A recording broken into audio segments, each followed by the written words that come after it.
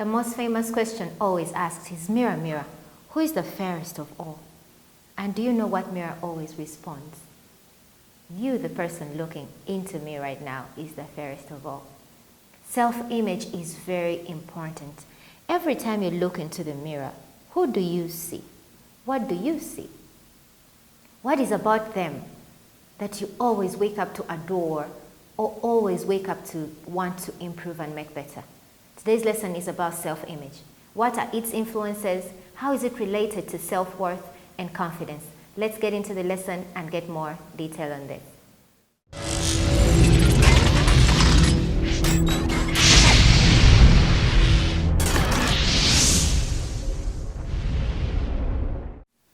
Good morning, good afternoon, and good evening from wherever you are attending class. My name is Loy Kwagala, your image expert, and I'm so delighted once again to stand here before you to bring it to you another lesson. This week we're going to be looking at self-image. What is self-image? What are its influences? What are the objective and subjective parts of self-image? Many times it's confused by self-worth and confidence. Is it really true that they are related or one and the same? We're going to find out later in the lesson, but for now, I'd like to thank every new class attendant. Thank you so much for being a new member here. Remember that on Facebook, we are there, Lois Coaching Class. Remember to subscribe to this channel as well. Like the video, please comment, because most of these lessons actually come from the questions you ask and the comments that you leave behind. Let's get into it. How you see yourself is self-image. Okay, every time you wake up and look in the mirror, a mirror is a very powerful object. I believe that at least every one of us has a mirror.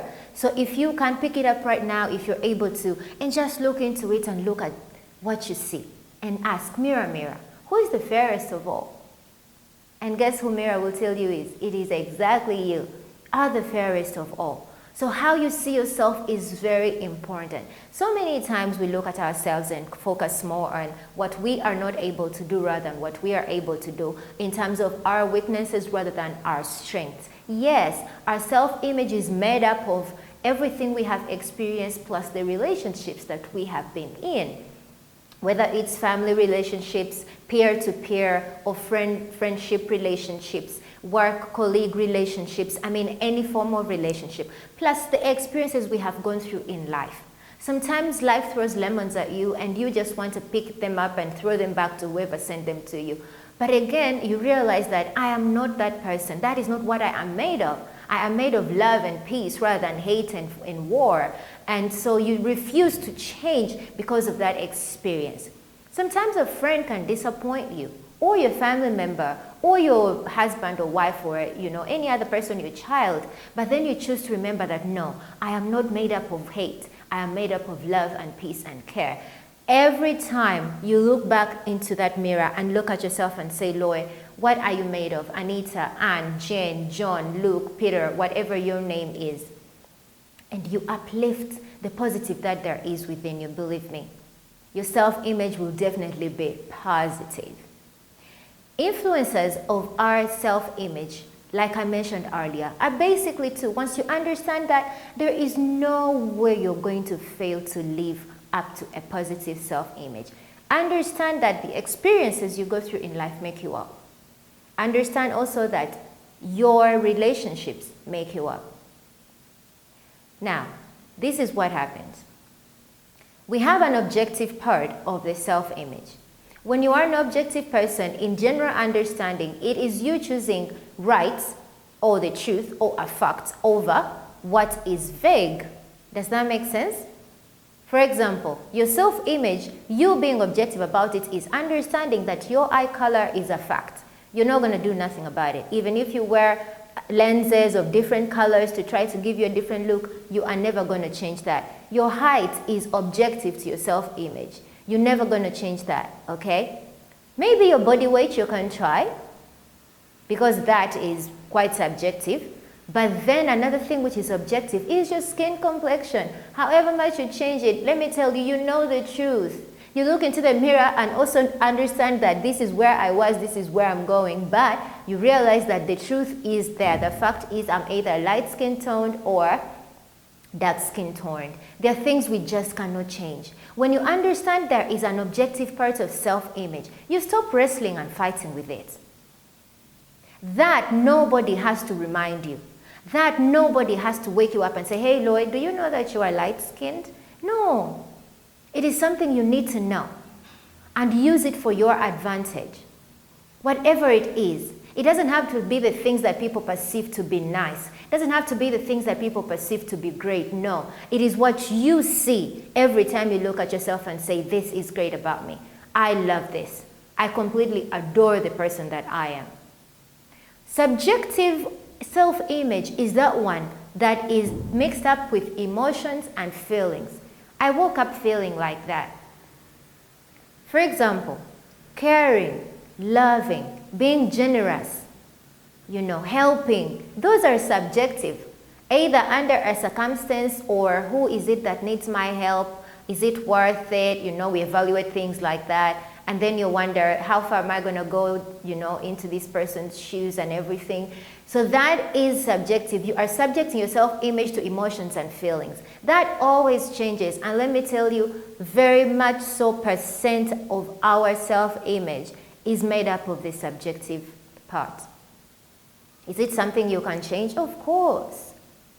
You just have to live to the facts, like I said, the underlying principles of who you are. What are they? Have you realized your weaknesses and strengths? Did you even take an effort to take that personality test? Do you know your temperament?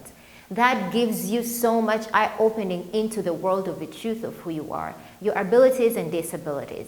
So being subjective to your self-image most of the time is very, very weighing and very, very heavy to carry throughout life, because it has a lot of external voices. For example, when you do not show care, it's an outward expression, right? When you don't show it, everybody is going to say, oh, that person is not caring, they're not loving, they're not generous, they even refused to give me this, they didn't do that. If you understood that you are a loving person, objectively, you're not going to have to wrestle against who's saying you're not or who is saying you are. No, it's just going to come out of you naturally where it has to come out and when, So let's understand, what are the objectives? The objective parts of our self-image. What are the subjective parts of our self-image? Like you hear those words. Subjective sounds more like there is everybody into your business, yeah? Objective sounds like my business. So choose which one you want to leave and you'll be more and more happy. We're getting into the last bit of this lesson today. I want us to understand that it is so important to differentiate self-image from self-esteem and confidence. Yeah. They all lead to the other. They cannot live without each other. But think about it. Self-image is how you see yourself, okay? Self-esteem is how you value yourself. And self-confidence or confidence is you choosing, to believe in, 1, yourself, okay? 2, your judgments. 3, your knowledge. And 4, your abilities. That is it. When you choose a positive self-image from the beginning, you look into the mirror and ask yourself, who is this person? What are they made of? What are the goods? What are the areas of improvement that they have? When you get that assessment and evaluation, using different tools like personality checks, those personality traits, there's those tools online. Just go Google and then take those tests. They'll help you to understand. You can even, reach out to experts like me. We can help you go through that process. But I can tell you that once you get that right and choose to elevate the good in you, definitely your self-esteem is going to be high. And once your self-esteem is high, you're definitely going to be more than confident to exude it and share it with the rest of the world. I want to leave you with a couple of questions. What do you see you are? Okay? Okay, to simplify, who are you? That means that you're going to write down your positives and your negatives. And I don't mean negatives in terms of bad things, no. Areas of improvement. The second question I want to leave you with is, what do you think you can do to attain a positive self-image? The other thing is, what do people perceive you to be? Okay, because that is very, very influential. And then the last question I want to leave you with: do I want to be positively seen or perceived? Or do I want to stay into my subjective, opinion of self-image, whereby you're always swung around by moods and feelings and emotions? I feel not pretty today, so I'm not going to look good. I don't want to talk to anybody. I don't want to. Those are subjective emotions, which will give you subjective actions. And remember, your self-image is influenced by two important things: relationships and your life experiences. When you face them objectively, amazing. When you face them subjectively, you're going to keep changing and being tossed round about by life and everyone in it and everything in it. Self-image, self-esteem, confidence, they are sisters, but they're not similar. It's like twins who are completely not identical.